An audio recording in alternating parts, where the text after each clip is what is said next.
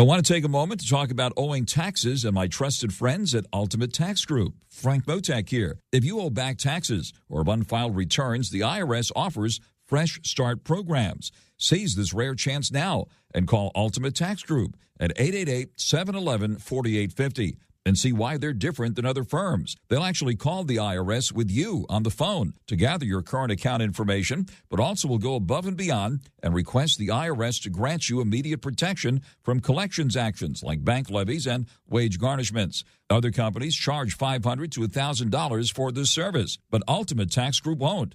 A-plus rated 5-star service with direct access to ownership and upper management while they work on your case. Just tell them Mottek sent you. Call Ultimate Tax Group now. They are the best. 888-711-4850. Again, that's 888-711-4850. They care and fight for their clients.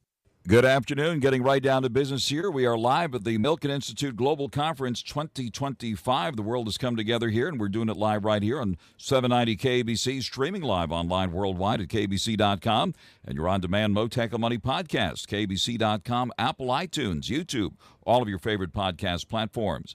Big day two here at the Milken Institute Global Conference. We just heard from the CEO of NVIDIA. Jensen Huang is here.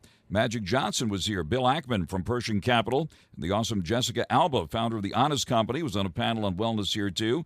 We also heard from world-renowned author, historian, and senior fellow at the Hoover Institution, Sir Neil Ferguson. He'll be joining us this hour. The Middle East and the ongoing war between Israel and Hamas following the terror attack on Israel by Hamas on October 7, 2023, a big topic of discussion here. We'll be joined by prominent attorney Richard Sandler, Executive Vice President of the Milken Family Foundation, past chair of the Jewish Federations of North America, and former chair of the Jewish Federation of Greater Los Angeles, also author of the book Witness to a Prosecution, The Myth of Michael Milken. He'll be joining us later this hour. All this got started with the Treasury Secretary Scott Bessent kicking off the conference yesterday with a keynote speech. All this week, I'll be speaking with some of the biggest names in the world in the business scene. Among the 5,000 prominent people from around the world have gathered to discuss the big issues of the day, which include, of course, firestorm recovery here in the Los Angeles area. Los Angeles business and civic leader and philanthropist Rick Caruso, who is leading the Steadfast LA initiative, is scheduled to be on this program live with us here tomorrow afternoon. Stocks pulling back today as the Federal Reserve started their two-day policy-setting meeting that'll be wrapping up tomorrow with a statement on the economy, a decision on interest rates, and a full-blown news conference from Fed Chairman Jerome Powell. Investors also watching closely to see how the president's tariffs could influence the Fed's stance on interest rates and the broader economy, and whether the Fed makes any comments about that. Ahead of the announcement tomorrow, we did see the Dow pull back again today for the second day in a row, down nearly 400 points. The S&P 500 down 43, and the Nasdaq slipping 155. The volatility index, the so-called Wall Street Fear Index, moving up by 5% today. Gold is hovering at around $34.09 an ounce. Crude oil futures still below $60 at $59.46 a barrel. The countdown for the Fed's decision tomorrow is on. The Fed is widely expected to hold the line on short-term rates. President's comments over the weekend on social media pretty much dimmed hopes of any tariff relief, and that's been impacting the markets the last couple of days, helping drive the market lower after the longest winning streak for the S&P 500 in 20 years that ended yesterday. Treasury Secretary Bessent making some comments on trade deals that they could be announced as soon as this week, he says, as a report said the U.S. and the U.K. move close to a deal. President Trump meeting with the Canadian Prime Minister today at the White House, where the two leaders at times had a terse exchange over the president's desire to make Canada the 51st state.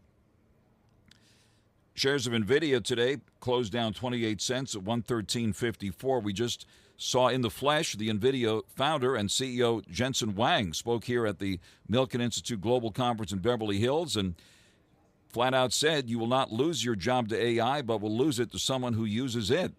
Huang just said that here at the conference, adding, "I recommend 100% take advantage of AI. Don't be that person." He suggests downloading software like Perplexity and OpenAI's ChatGPT to learn more about AI use cases. Jensen Huang was interviewed by Michael Milken at this conference just moments ago. Well, while the Milken Global Conference is underway here, another big conference focused on crypto. A lot of people are bouncing back between these two big conferences. in Beverly Hills. And joining us live now is ELEANOR TERRETT, business journalist and co-host of the Crypto in America podcast. ELEANOR, thank you very much for taking the call here this afternoon. Hello, Frank. Nice to hear from you. How's the Milken Conference? Welcome to Beverly Hills. It's wonderful to have you in town here on a day we see a Bitcoin popping as well. Up about 1,200 here at 96,188 here at last check. Give us your reaction to this rally we've seen here with Bitcoin. Yeah, that's right. Well, we're seeing Bitcoin inch closer and closer to that 100,000 level. Unclear when it will get there, but it is recovering a little bit from yesterday, Frank. I think the sentiment yesterday was that the crypto markets were sort of bracing for the Fed's decision, and investors were leaning towards a pause in rate changes, amid kind of all this macro uncertainty, right? But as you mentioned at the top, we will get that decision tomorrow, and then we will hear Fed Chairman Powell's comments.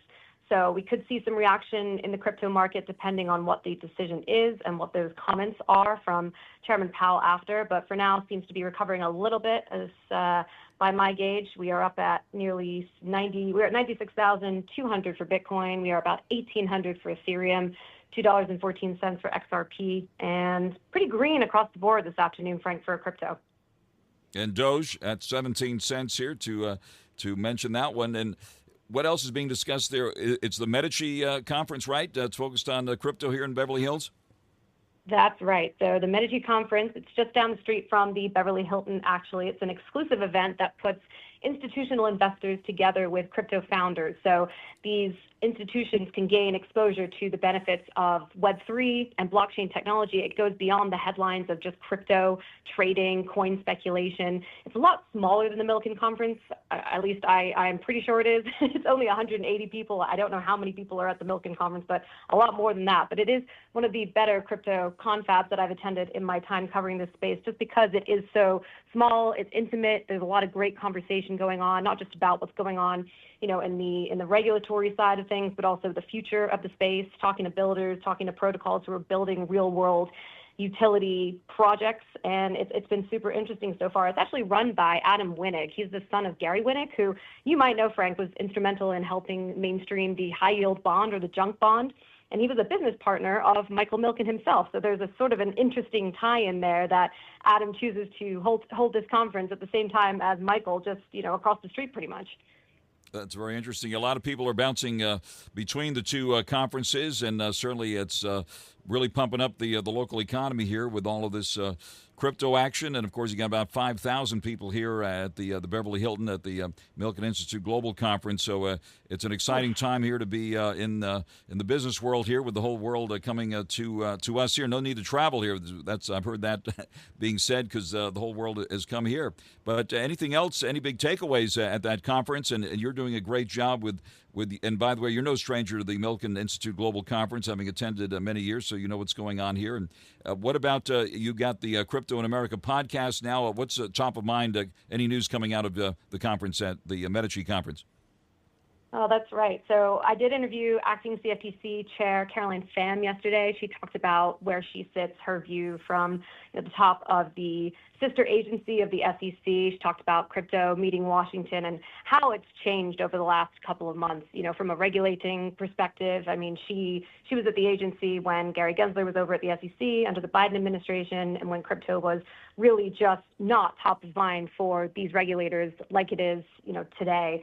And Democratic Congressman Richie Torres spoke as well as Fox Business's Charlie Gasparino, actually, Frank, who I actually had the pleasure of interviewing on stage yesterday. We talked about everything from his views on crypto to Trump's tariffs and what Trump is doing actually within the crypto world. We got into a lot of things on stage yesterday, but it was a pleasure to see and talk to Charlie. As you know, he's my former boss, so that was pretty interesting. It was a special moment for me to be able to interview him on stage here at the Medici conference. But a lot of focus on policy, but also a lot of focus on the future and what exactly is going to be implemented now that these laws are being created. There's going to be a lot more capital flowing in, a lot more companies wanting to come in and build in the U.S. That's a big theme here this year at the Medici conference. Also, the convergence of AI and the financial world. AI is really eating, I think it's going to be eating the financial industry. I heard a stat today that said, in about 10 years' time, AI will have taken over 95% of the internet infrastructure. So think about that. That's pretty crazy. It's a pretty crazy number. We got Jason Wang here at this conference, so very, very enlightening couple of days here so far, and I believe Charlie Gasparino is set to be on this program tomorrow, so we'll keep it going, and from Fox Business, and Charlie's a great friend here as well, and thanks for mentioning that. So anything else you'd like to mention? What about AI's impact on the crypto world? That's something that's being discussed here as well. What is the impact from a trading platform standpoint, or how do you see AI being used in the crypto space? Well, it's very early stages, Frank, but AI is definitely making its way into crypto as it has sort of made its way into the internet infrastructure now. You're seeing a lot of conversations here about just how powerful ChatGPT has become, right? You talk about let me just Google this real quick. People here are now saying, let me just ChatGPT this really quickly. So in the same way that blockchain technology will likely replace, the internet rails and payment rails in the future, AI will also be a big part of that. And that's what builders are preparing for, but also investors. There are, a lot of VCs at this conference, Frank. They're all making big investments in AI-centric companies, but also AI companies that touch crypto as well. I do want to just talk about what's going on in Washington at the moment, because it's only Tuesday and it's already been a week on the Hill for lawmakers working on crypto legislation. This morning, ranking member of the House Financial Services Committee, Maxine Waters, she's a California rep, as you know, she walked out of a joint hearing with the Agriculture Committee that was held to discuss the new draft of a market structure bill that actually dropped yesterday from the House Agriculture and the House Financial Services Committee.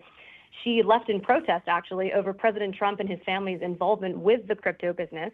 And that's something that's become increasingly more contentious in Washington, and it's threatening the passage of the Senate stablecoin bill that's up for the first procedural vote on Thursday. So, you've seen the Trump family launch a slew of ventures related to crypto over the last couple of months, including World Liberty Financial, their DeFi platform, of course, Trump's meme coin.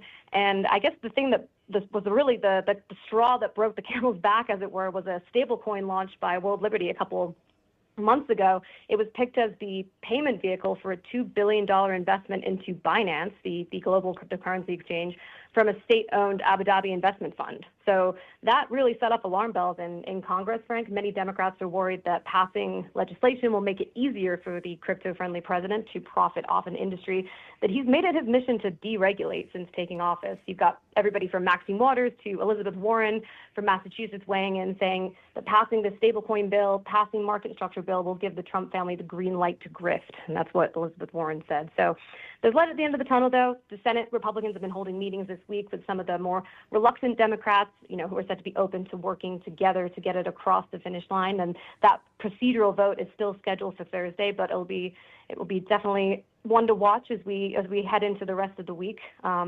Crypto legislation has been top of mind for President Trump, for congressional Republicans. They really want to get this legislation done so they can start moving on to other things, Frank. On the air live with ELEANOR TERRETT, business journalist and co-host of the Crypto in America podcast, with a complete command on the all things crypto here. And what about what's happening with the legislation? You reminded me last time we spoke, Arizona was considering a Bitcoin reserve. It looks like the governor now has since, of Arizona, has since vetoed that legislation. Tell us what we need to know about that. That's right. So Katie Hobbs, she vetoed that bill last Friday, which would have allowed the state treasurer to put up to 10% of pension fund assets into Bitcoin and other similar digital assets.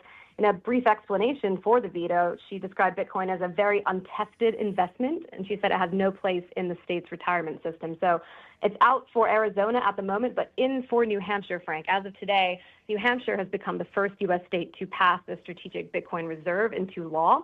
And this bill, similar to the Arizona one, authorizes the treasurer to purchase the world's largest digital currency, Bitcoin, directly or through an exchange-traded product.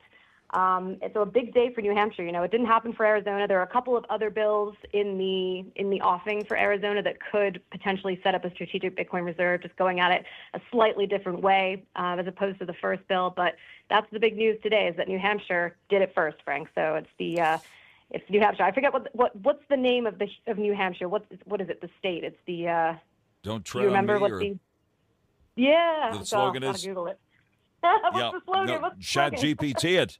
Chat GPT Yeah, right. it. Here we go. The live free or die state. That's it. That's right. And there it is. So see it tonight, read about it tomorrow, but hear it now on Mottek On Money on 790 KBC, along with ELEANOR TERRETT. The New Hampshire governor signing the crypto reserve bill into law. The bill is the first of its kind, U.S. state, to become law now after the Arizona governor vetoed a similar bill earlier this just in the last week or so, and 2 Florida crypto bills were withdrawn, by the way, on May 3rd. What's happening there in Florida?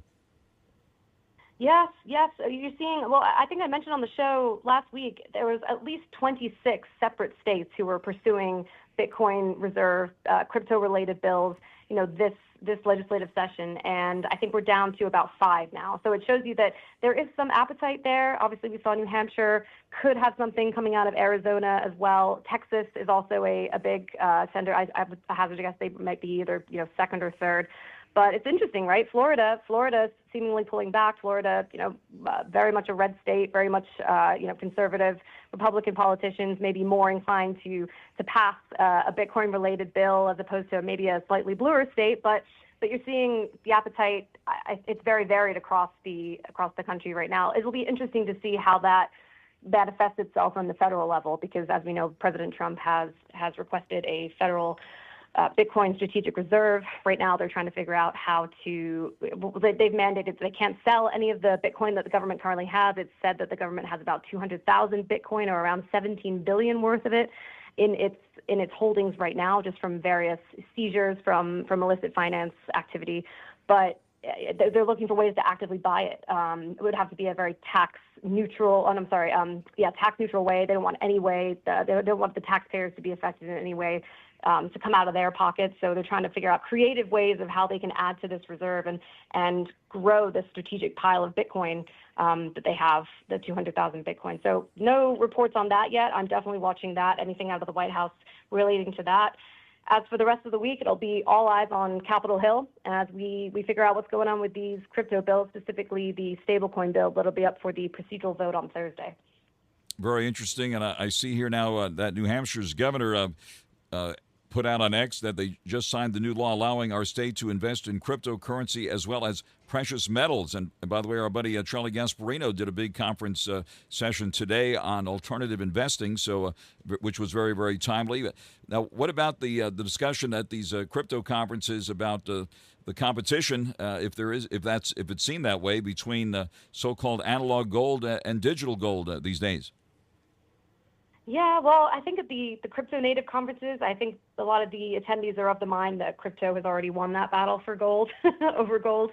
Bitcoin proponents are convinced that Bitcoin is the better version of gold, and quite frankly, maybe the more used version of it these days. It's interesting how they also they kind of gauge the interest by obviously media headlines. The other day, Bloomberg put out it was a segment on Bloomberg's TV station, and they said they were comparing a chart of, the moves of gold, the moves of Bitcoin, and then the traditional, I think it was the S&P, 500, and it was showing that correlation. Remember when I was talking about this on your show, the correlation between, Bitcoin and the broader averages, and then this decoupling narrative that's going on, right, and how Bitcoin is now trading much more like gold, much more like a safe haven asset against this market uncertainty. So, I don't think you'll ever hear a Bitcoin proponent or a crypto maxi talk about how much better gold is. I think a gold bug might have something else to say about that, but from everything I'm hearing at these conferences, they're all in on Bitcoin. They're all in on the future of digital gold as opposed to analog gold. Hey there, I'm Paula Pant, host of the Afford Anything podcast. I help people make the smartest money decisions possible. You should not do the 401k loan. Reason number 4,872. Are we heading for a recession? You'd be shocked. Dumping it into the house? Invest in flipping houses. Mathematically the better option. Paula Pant's really keeping us in business. Because face it, money's too important to wing it. Review your budget. Take the reins. Sharpen your skills. Do the things. Start a side hustle that will affect your life. Right. Afford Anything. Follow and listen on your favorite platform. All right, and what is the prediction on where Bitcoin goes from here? Will it be testing its all-time high, which we saw earlier this year, which was, about 108,000? And then we have new ETF, crypto-related ETFs being discussed, possibly coming out this summer as well. What do you see ahead as far as the prices are concerned? That's right. Well, I think the general consensus is that the more crypto ETFs are approved, the more institutional liquid capital flow is going to be going into them. You'll probably see some price acceleration there. Obviously, we have the Bitcoin and the Ethereum spot ETFs. The ones to watch will really be the XRP ETF application, the Litecoin ETF application. I know that the Bloomberg ETF analysts James Seyffert and Eric Balchunas, who are friends of mine, we kind of covered the Bitcoin ETF. We covered the Bitcoin ETF launches, together at the same time. I think their data is excellent.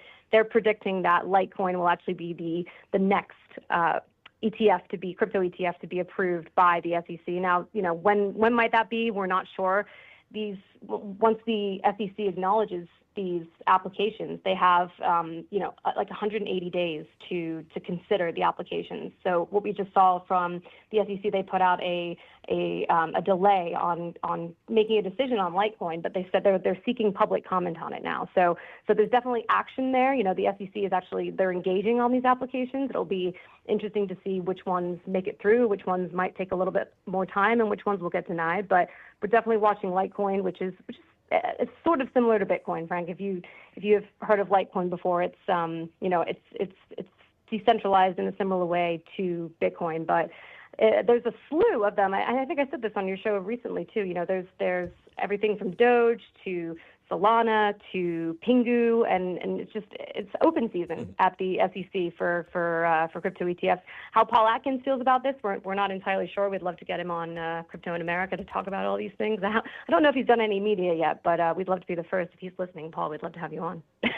That's terrific. He's probably listening, as the whole business world at this point. Eleanor, thank you very much for that comprehensive update as always, and look forward to our next conversation here. Enjoy your time here in Beverly Hills. That is Eleanor TERRETT, business journalist and co-host of the Crypto in America podcast, coming to us from the Medici Crypto Conference. A lot of people going between that conference and the Milken Institute Global Conference that's happening here as well. Eleanor, thank you very much for taking the call here today. Thanks, Frank. Enjoy the conference. Thanks very much. And out to the freeways now, 790 KABC. Mottek On Money continues, 790 KABC, doing it live from the Milken Institute Global Conference 2025. And we have some breaking news here now. Treasury Secretary Bessent, who opened this conference yesterday, was just on Fox saying this weekend's U.S.-China talks in Switzerland are focused on de-escalation, not a sweeping trade deal. The other big news is that indeed, the Treasury Secretary confirms that he will be meeting with Chinese counterparts in Switzerland this weekend to talk trade. Secretary Bessent and the U.S. Trade Representative will meet with their Chinese counterparts in Switzerland this week, looks like this weekend, to discuss economic and trade matters. According to CNBC now, the meetings appear to be a major step toward Washington and Beijing starting negotiations to potentially resolve the ongoing trade war ignited by the trade tariffs and focused on China primarily. President Trump last month ratcheted up tariffs on Chinese imports to 145%, even as he scaled back reciprocal tariffs on almost all the other U.S. trading partners. We're seeing stock futures react to this news, turning sharply higher on this breaking news this afternoon of the planned meeting. Today, the market pulled back ahead of the Fed decision tomorrow on interest rates, a statement on the economy, and a full-blown news conference from Fed Chairman Jerome Powell that'll be coming out at 11 o'clock our time tomorrow morning. And we'll get a reaction here, of course. The Dow came in for a closing loss of 390 points today, settling at 40,829, down for the second day in a row. The S&P 500 down 43 at 5607 after snapping its longest winning streak in 20 years yesterday. The NASDAQ down 155 at 17,689. The VIX index, the volatility index, moving higher by 5%. The price of gold at the moment hovering at around $3,409 an ounce. Bitcoin rallying. We see a Bitcoin right now also reacting apparently to this breaking news, up about $1,700 at $96,692. Ethereum up 38 at $18.13, and Doge at the moment at 17 cents. And now the latest news on 790 KABC.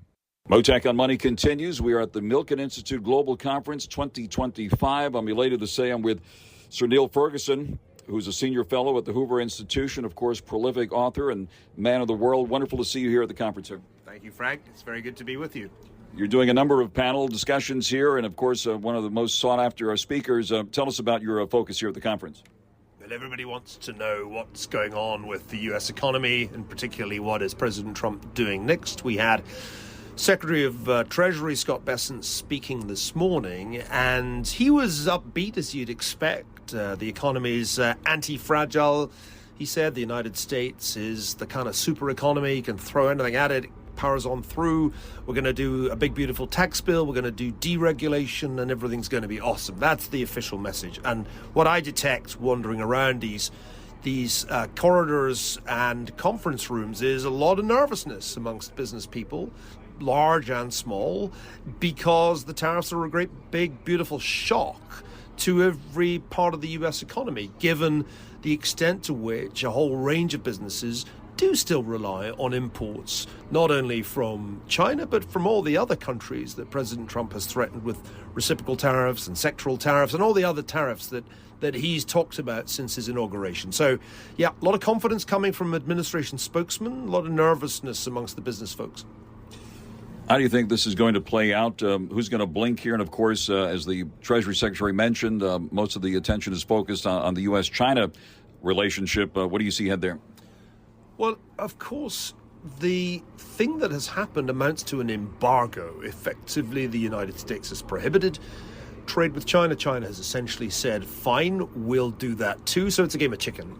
Now, what I've heard for the last few weeks is, well, there's a negotiation. There's going to be a negotiation. Xi Jinping is going to call. Well, I don't see much sign of that negotiation at this point. I hear a lot of wishful thinking that there's going to be a resolution. I heard one major investor say over the weekend he thinks there could be a pause. But unfortunately, in a game of chicken, the first person to blink or swerve loses. And I don't see Xi Jinping blinking or swerving, whereas I see at least the first signs of a blink and a swerve in Washington. So although the pain on the Chinese side can't be trivial, they have a very export-led economic model, they have the political system to withstand that pain. They don't have midterms to worry about next year. They don't have opinion polls that they have to look at. So I'm inclined to the view that at some point there's going to have to be a compromise. It's just that it's going to be hard for President Trump to make that first move in the direction of compromise, because everyone's going to know that he's the one who blinked. President Trump certainly has changed the world of politics as well as diplomacy. I'm sure you've had a chance to consider this, and being a scholar of Dr. Henry Kissinger, our former Secretary of State, you've written a book about Dr. Kissinger. Give us your thoughts about how diplomacy has changed. Well, Henry Kissinger is no longer with us, but it's funny how his name keeps cropping up, isn't it? I've heard reverse Kissinger, reverse Nixon. These phrases are doing the rounds because those people who think about geopolitics say that the master plan of the Trump administration is somehow to lure President Putin away from Xi Jinping, to drive a wedge between Russia and China. And that would be a kind of reverse Kissinger, because Kissinger did in 71, 72 was to establish a tie with the People's Republic of China. And that really did worry the Soviets, who at that time couldn't stand the Chinese. The difference is that they had basically gone to war in 1969, the People's Republic of China and the Soviet Union. So it wasn't like Richard Nixon and Henry Kissinger had to create the Sino-Soviet split. Right now, Xi Jinping is planning a state visit to Moscow. That was just announced. I do not see much sign of a split between Xi Jinping and Vladimir Putin the way things are going. And that makes me skeptical that this reverse Kissinger strategy is going to work. I think if Dr. Kissinger were here today, he would not criticize President Trump. He was always careful not to criticize incumbent presidents. But I think privately he would be saying that there may be ways in which the administration is handling its foreign policy that don't make a great deal of sense. Steve Witkoff, I'm sure, is a great businessman. Is he the equal of Vladimir Putin in diplomacy? I'm going to tell you no. In many ways, as I said in a piece for Barry Weiss's Free Press the other day, negotiations between Witkoff and Putin remind me of the negotiations between the first little piggy and the big bad wolf. We are speaking to Sir Neil Ferguson, and given your experience on the diplomacy front, given this rapid-fire, fast-paced world we live in, can you just give us your thoughts about how the art of diplomacy has changed? It's changed a lot. You know, there would never have been a time 50 years ago when the President of the United States would have invited the President of another country into the Oval Office with the cameras rolling and humiliated him on live TV. There might have been humiliations in private, indeed there were, but to do it with the cameras rolling, to make your foreign policy live on X or on Truth Social is a new kind of diplomacy. And when I look back to the old times, one of the things for which Henry Kissinger was often criticized was secrecy and secretiveness. No Contest Wrestling. O'Shea Jackson Jr. and TJ Jefferson with the biggest names in the game. Ricky Saints is in the house, everybody. NXT North American Champion, baby. How you feeling right now, man? I feel great. Jay Uso. What's going on, man? A lot of heavy days, but it's okay, man. It's part of the game. They know who they are, bro. And you know who I am. TJ, can you tell them where to find us? I mean, why else are we here? You can always find us No Contest Wrestling. Check us out. The No Contest Wrestling Podcast, part of the Rich Eisen Podcast Network. Follow and listen on your favorite platform.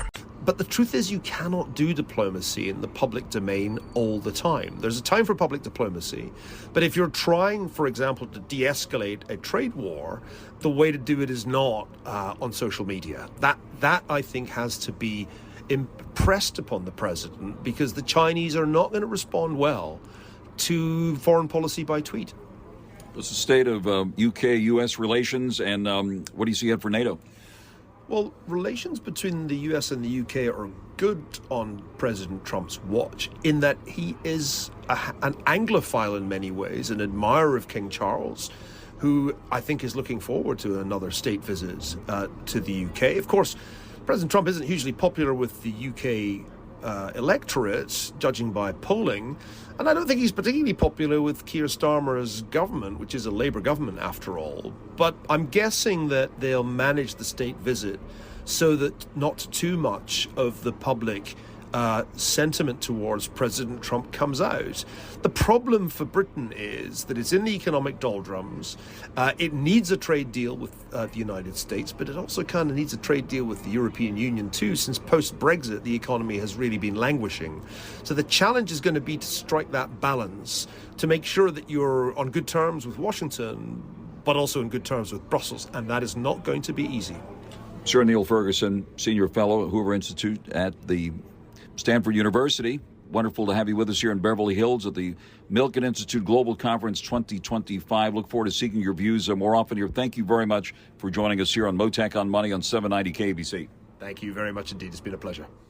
So I want to take a moment to talk about owing taxes and my trusted friends at Ultimate Tax Group. Frank Mottek here. If you owe back taxes or have unfiled returns, the IRS offers Fresh Start programs. Seize this rare chance now and call Ultimate Tax Group at 888-711-4850 and see why they're different than other firms. They'll actually call the IRS with you on the phone to gather your current account information, but also will go above and beyond and request the IRS to grant you immediate protection from collections actions like bank levies and wage garnishments. Other companies charge $500 to $1,000 for this service, but Ultimate Tax Group won't.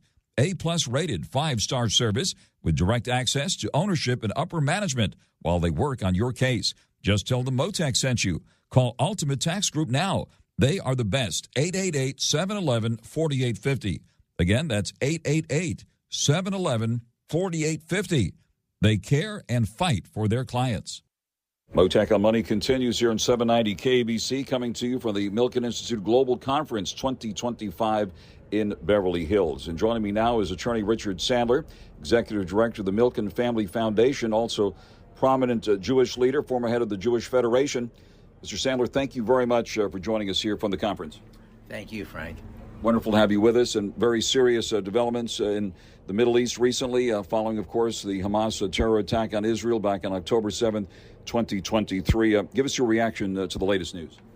Well, it's not different than it's been for pretty much the last year and a half. I think it's really horrible how these attacks keep happening on Israel, and Israel keeps getting criticized. Somebody said to me at the beginning, Israel's the only country on the planet that has to basically defend itself for defending itself. Where do we stand in this process now to resolve the conflict? I don't know. I think that Israel's made tremendous progress in what they're doing. I know they're subject to criticism.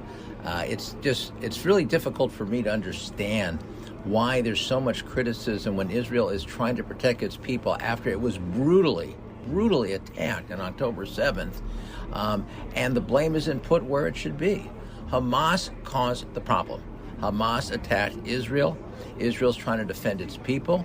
The people of Gaza are suffering because of Hamas.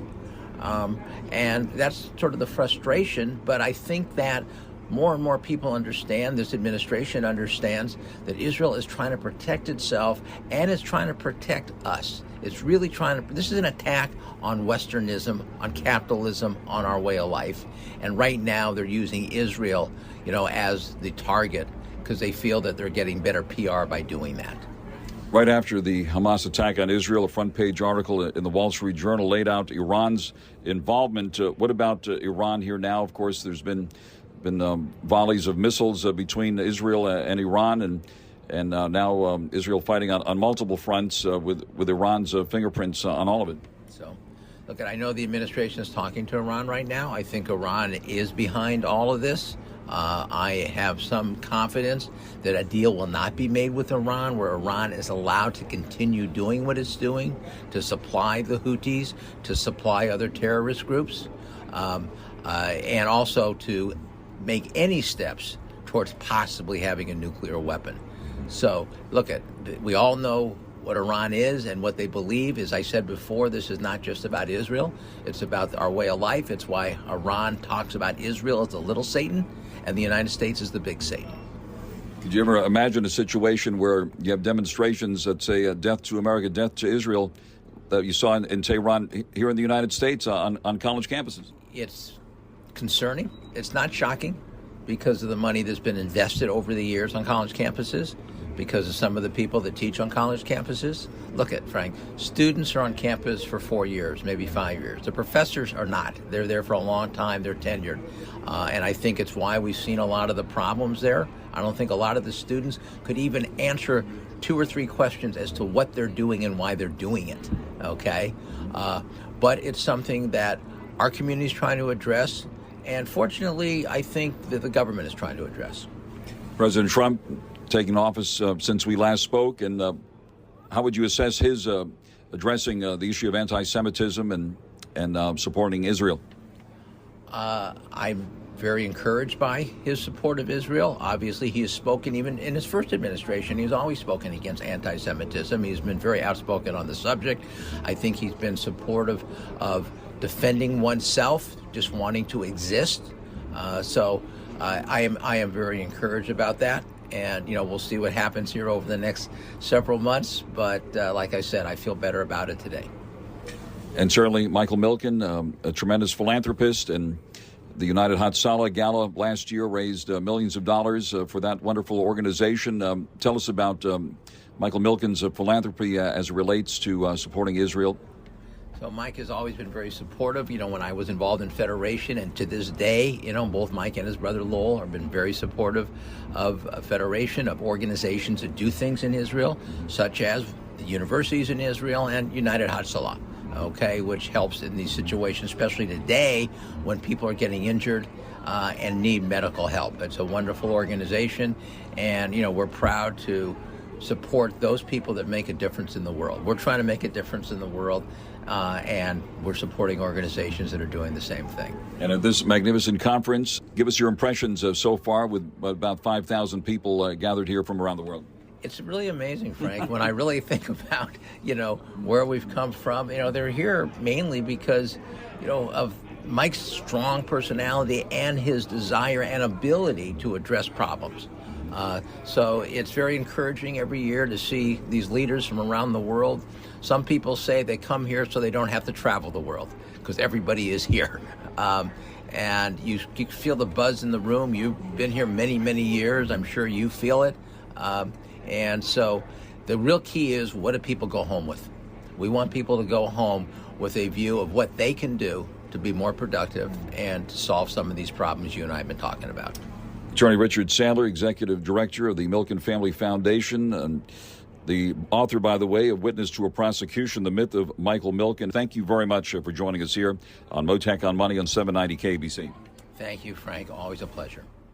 Stay tuned now for the 790 KBC News Blitz with Randy Wang, and I'll be back with more at 4 tomorrow afternoon, live for the Milken Institute Global Conference 2025 tomorrow afternoon. At 4 o'clock, I'm scheduled to speak to Rick Caruso, Los Angeles business, civic leader, and philanthropist, about Steadfast LA, the recovery effort here, also appearing here at the Milken Global Conference. That and more coming up on 790 KBC. Former MLB All-Star Sean Casey, a.k.a. The Mayor, keeps hitting it out of the park. Take my 30 years of experience. Take the wisdom and knowledge I've learned from the failures when I got sent down my rookie year, all the injuries I had to overcome. Your mind is the most important tool you have in life. Be relentless. Keep charging. It matters how you talk to yourself, how you look at the world. That matters. We talk about that. I don't know. I'm fired up. Baseball's back, and it's going to be incredible. I love it. The Mayor's Office with Sean Casey from Believe. Follow and listen on your favorite platform.